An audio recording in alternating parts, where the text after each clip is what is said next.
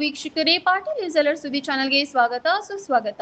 ಮಕ್ಕಳು ಶಾಲೆಗೆ ಹಾಜರು, ಬಿಸಿಯೂಟ ಪಕ್ಕದ ಶಾಲೆಯಿಂದ ತಾತ್ಕಾಲಿಕ ವ್ಯವಸ್ಥೆ. ಚಂದ್ರಶೇಖರ್ ದೊಡ್ಡಮನಿ, ಬಿಇಒ. ಮಸ್ಕಿ ತಾಲೂಕಿನ ಹಾಲಪುರ ಗ್ರಾಮ ಪಂಚಾಯಿತಿ ವ್ಯಾಪ್ತಿಯ ಎಂ ರಾಮಲದಿನಿ ಶಾಲೆಯಲ್ಲಿ ಅಡುಗೆ ಸಹಾಯಕಿ ಮತ್ತು ಗ್ರಾಮಸ್ಥರ ವೈಯಕ್ತಿಕ ದ್ವೇಷದಿಂದ ಕಳೆದ 15 ದಿನಗಳಿಂದ ಮಕ್ಕಳನ್ನ ಶಾಲೆಗೆ ಪಾಲಕರು ಕಳಿಸುತ್ತಿಲ್ಲ. 2 ಸಲ ಅಧಿಕಾರಿಗಳು ಸಂಧಾನ ಮಾಡಿದರೂ ಮಕ್ಕಳನ್ನ ಶಾಲೆಗೆ ಪಾಲಕರು ಕಳಿಸಿರಲಿಲ್ಲ. ಆದರೆ ಇಂದು ಶಾಲೆಗೆ ಸ್ವತಃ ಮಾನವಿ ಬಿಇಒ ಚಂದ್ರಶೇಖರ್ ದೊಡ್ಡಮನಿಯವರು ಆಗಮಿಸಿ ಗ್ರಾಮಸ್ಥರು ಮತ್ತು ಅಡುಗೆ ಸಹಾಯಕಿ ಜೊತೆ ಸುದೀರ್ಘವಾಗಿ ಚರ್ಚಿಸಿದರು. ಆದರೆ ಗ್ರಾಮಸ್ಥರು ಎಲ್ಲರೂ ಸೇರಿ ಅಡುಗೆ ಸಹಾಯಕಿಯನ್ನ ನಮ್ಮ ಶಾಲೆಗೆ ಬೇಡವೇ ಬೇಡ ಎಂದು ಒಕ್ಕೊರಲದಿಂದ ಹೇಳಿದರು. ಕೊನೆಗೆ ಅನಿವಾರ್ಯವಾಗಿ ಬಿಇಒ ಚಂದ್ರಶೇಖರ್ ದೊಡ್ಡಮನಿ ಮಾತನಾಡಿ ಮಕ್ಕಳನ್ನ ಶಾಲೆಗೆ ಕಳಿಸಲು ಪಾಲಕರಿಗೆ ತಿಳಿಸಿ ಬಿಸಿಯೂಟವನ್ನ ಹಾಲಪುರ ಪ್ರಾಥಮಿಕ ಶಾಲೆಯಿಂದ ತಾತ್ಕಾಲಿಕ ವ್ಯವಸ್ಥೆ ಮಾಡಲು ಸೂಚಿಸಿ ಮುಂದಿನ ಸೂಕ್ತ ಕ್ರಮಕ್ಕಾಗಿ ಜಿಲ್ಲಾ ಅಕ್ಷರ ದಾಸೋಹ ಅಧಿಕಾರಿಗಳಿಗೆ ಮಾಹಿತಿ ಕೊಟ್ಟು ಸಮಸ್ಯೆ ಬಗೆಹರಿಸಲಾಗುವುದು ಎಂದು ಪಾಟೀಲ್ ನ್ಯೂಸ್ ಜೊತೆ ಮಾತನಾಡಿದರು. ಈ ವೇಳೆಯಲ್ಲಿ ಮುಖ್ಯ ಗುರುಗಳಾದ ಮಂಜುನಾಥ್ ಹಾಲಪುರ, ನಿಂಗಪ್ಪ ಹಾಲಪುರ ಹಾಗೂ ಗ್ರಾಮಸ್ಥರು ಇದ್ದರು.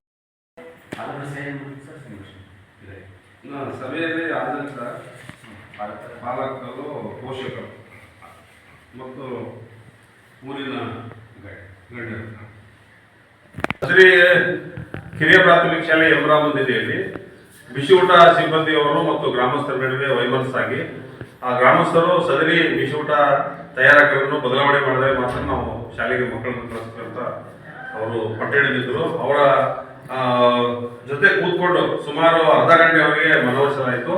ಆದರೆ ಅವರ ಒಂದು ಬೇಡಿಕೆ ಏನಂತಂದ್ರೆ ನಾವು ಮಕ್ಕಳನ್ನ ಶಾಲೆಗೆ ಕಳಿಸ್ತೀವಿ, ನಾವು ಮನೆಯಿಂದ ಊಟ ಕಳಿಸ್ತೀವಿ, ಅವರು ತಯಾರು ಮಾಡಿದ ಊಟವನ್ನು ನಾವು ಮಾಡೋಕ್ಕೂ ತಯಾರಿಲ್ಲ, ಅದಕ್ಕೆ ದಯವಿಟ್ಟು ಅವ್ರನ್ನ ಬದಲಾವಣೆ ಮಾಡಿ ಅಂತ ಹೇಳಿದರು. ಅದಕ್ಕೋಸ್ಕರ ನಾವು ಈಗ ಅವರಿಂದ ಅಭಿಪ್ರಾಯವನ್ನು ಸಂಗ್ರಹಿಸಿ ನಾವು ಮೇಲಧಿಕಾರಿಗಳಿಗೆ ವರದಿಯನ್ನು ಸಲ್ಲಿಸ್ತೀವಿ. ಮೇಲಧಿಕಾರಿಗಳು ವರದಿ ಬಂದ ನಂತರ ಸೂಕ್ತ ಕ್ರಮ ಕೈಗೊಳ್ಳಬಹುದು. ಯಾವುದೇ ಕಾರಣಕ್ಕೂ ಶಾಲೆ ಬಂದಾಗೆಲ್ಲ ನಡೆಯುತ್ತೆ. ಜೊತೆಗೆ ನಾವು ಪಕ್ಕ ಶಾಲೆಯಿಂದ ಮಕ್ಕಳಿಗೆ ಬಿಸಿಯೂಟ ವ್ಯವಸ್ಥೆಯನ್ನು ಕೂಡ ನಾವು ಮಾಡಿದ್ವಿ. ಕಳೆದ 1-2 ದಿನಗಳಲ್ಲಿ ಸಮಸ್ಯೆ ಬಗೆಹರಿಯುವ ವಿಶ್ವಾಸ ನಮಗೆ. Okay sir. ಅಂದರೆ ಸರ್ ಬಿಸಿಯೂಟ ಏನು ಸರ್ ಈ ಪಕ್ಕ ಶಾಲೆ ಅಂತ ಹೇಳ್ಬಿಡಿ ಸರ್.